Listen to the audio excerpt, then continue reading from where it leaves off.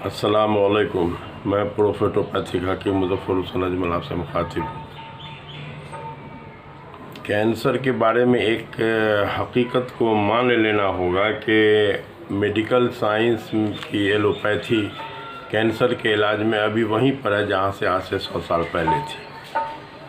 Chemotherapy का इतना चर्चा और इतना प्रचार के आम आदमी भी कीमोथेरेपी बोलना जान गया है, मगर जो कैंसर का मरीज़ होता है, जो इसको झेलता है, उसकी अगर रुदाद सुनिएगा तो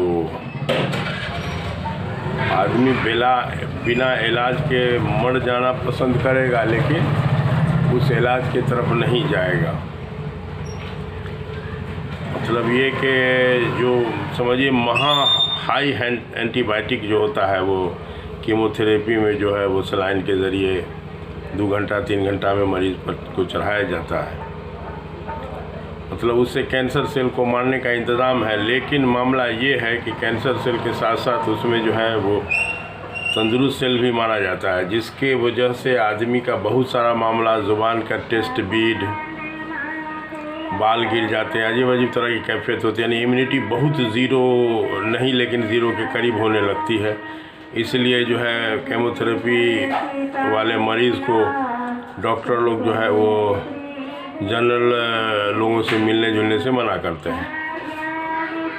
और इस इलाज में इतनी बड़ी खामी है कि एक मरीज़ अपना रुदाद सुना रहा था कि कीमो चलने के दौरान में 10-10 दिन पर लैट्रिन होता था। उसकी फ़िक्र जो है डॉक्टर बस वही क्रेमाफिन या इस तरह का कुछ दे के, और बोला कि जब लैट्रिन होती थी तो बुझाता था कि जैसे कि पत्थर का गोला निकला,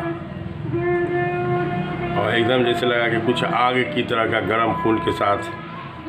हालांकि कब्ज़ का इलाज बहुत आसान है, बल्कि वो कब्ज़ ही का इलाज नहीं होगा, जिसके बारे में हमेशा हम एक हदीस की तरफ निशानदेही करते हैं कि शनाए मक्की को अपने लिए लाजिम पकड़ लो, इसमें शिफा है। अगर मौत की बीमारी का इलाज होता तो शना मक्की में होता। तो अब यह है कि इलाज इसका बहुत आसान है, जड़ी बूटी में बहुत इलाज आसान है।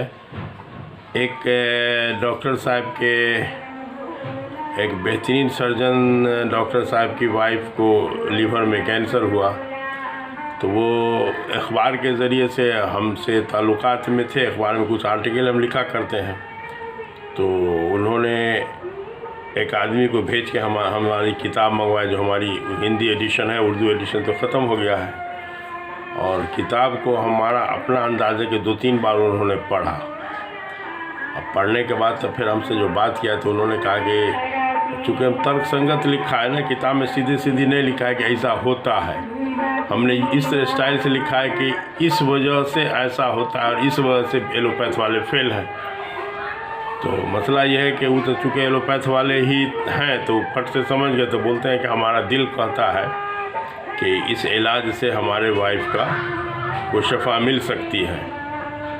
मगर हमारे साथ मजबूरी है कि हमारा पूरा ख़ानदान, बेटा पुतो नाती नतनी सब डॉक्टर है, तो उन लोग जो है इस इलाज को करने नहीं देगा। प्लस हमने कहा कि इस इलाज को वो लोग नहीं, बल्कि जहाँ से आपका इलाज हुआ होगा, कीमो वोमो चला होगा, रेडिएशन वगैरह हुआ होगा, वो भी आपको ब्रैकेट लगा दिया होगा कि बाहर का कोई तरह का जड़ी बूटी अनर कुछ नहीं देना है। तो बहरहाल तो उन्होंने कहा कि एक तो हमारे लिए आप इतना कर सकते हैं, जो किताब में आपके जो बताते हैं कि खाने पीने का डाइटिंग जो है बहुत अहम रोल अदा करता है किसी भी मरीज़ के मामले में भी, या तंदुरुस्ती को बचाने के मामले में भी, बरकरार रखने के मामले में भी।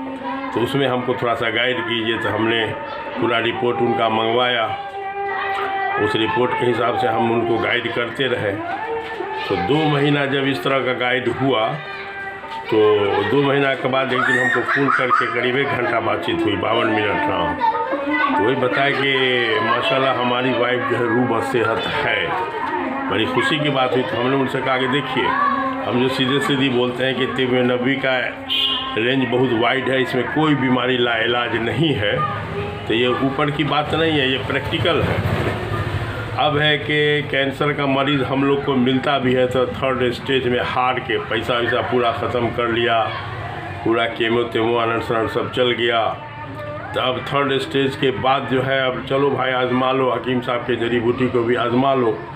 इस हालत में भी सही हो सकता था, लेकिन इस हालत में लोग सही से कोऑपरेट नहीं कर पाते हैं। 1 महीना 2 महीना दवा चली और नाउमीदी में तो पहले ही रहते हैं और इसके वजह से छोड़ देते हैं। तो बहरहाल तो अभी करीब 10 दिन पहले वो डॉक्टर साहब मैसेज किए हुए थे कि माशाल्लाह ये आप लोग के गाइड से हमारी वाइफ का अभी जो टेस्ट हुआ है तो उसमें कैंसर का एक भी सेल नहीं पाया गया है। अब है कि चूँकि डॉक्टर है तो कुछ लोग समझते हैं ना कि बीमारी दब जाता है, छिप जाता है, तो वो कहे कि कहीं फिर न ऑकरेंस हो जाए बीमारी का, तो उसके लिए जो है आपका गाइड चाहिए ही। हम कहा कि ना हम हैं तैयार, उसके लिए कोई दिक्कत की बात नहीं है, आपकी मजबूरी को हम समझ रहे हैं। तो बहरहाल ये इसलिए बताना था कि हर चीज़ का इलाज जो है लोग दौड़ जाते हैं एलोपैथ के तरफ, तो थोड़ा सा इस हकीकत को भी थोड़ा समझा जाए।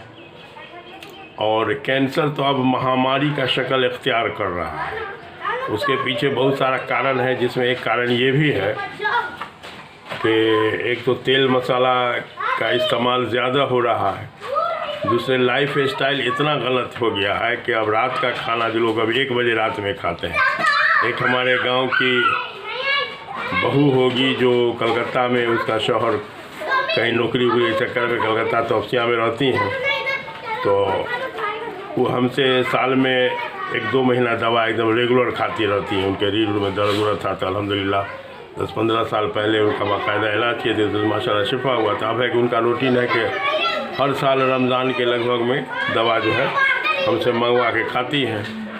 तो इस बार बता रही थी कि सीना पर जलन होता है, खाना लगता है कि एकदम खाना अटका हुआ है।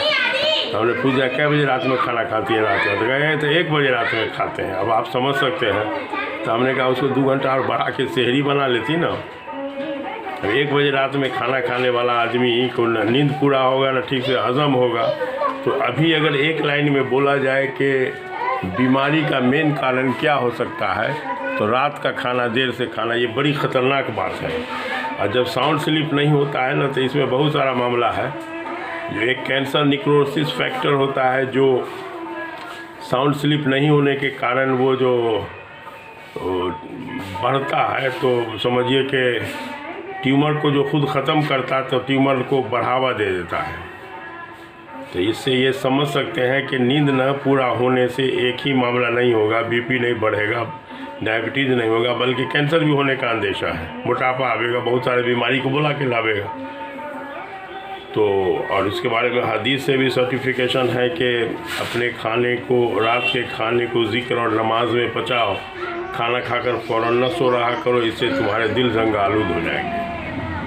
माने कि रात का जो खाना डिनर है ना, उसको हर हाल में मगरिब इशा के दरमियान में खा लेना चाहिए। तो इस मामले में हम लोग के यहाँ बड़ी कमी कोताही है। एक तो नमाज के पहले खाने का हुक्म था, सुन्नत तरीका, लेकिन अब नमाज के बाद खाएंगे इत्मीनान से। इस चक्कर में अपने मुसलमान लोग इसमें ज़्यादा परेशान हैं। तो बहरहाल थोड़ा सा इस पर ध्यान दिया जाए और कैंसर को लाइलाज न समझा जाए। जैतून का तेल बड़ी मार्वेलस चीज़ है, हल्दी। तो डॉक्टर साहब के वाइफ को हमने जो है दूध हल्दी कहा कि खाने के तौर पर डाइटिंग में क्या दूध के साथ हल्दी चलेगा, और जैतून का तेल प्लस फल जितना भी हो सकता है होलसेल में, जितना भी, खास के साइट्रस फ्रूट तो खूब होलसेल में चलना चाहिए, और केला खूब घुला हुआ पका हुआ केला।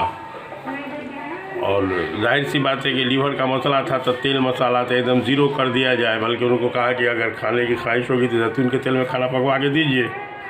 जैतून का तेल अल्हम्दुलिल्लाह एक अभी जियो मार्ट में एक मरीज़ ने हमको बताया कि 5 लीटर वाला 2200 रुपये में बड़े आसानी से मिल रहा है।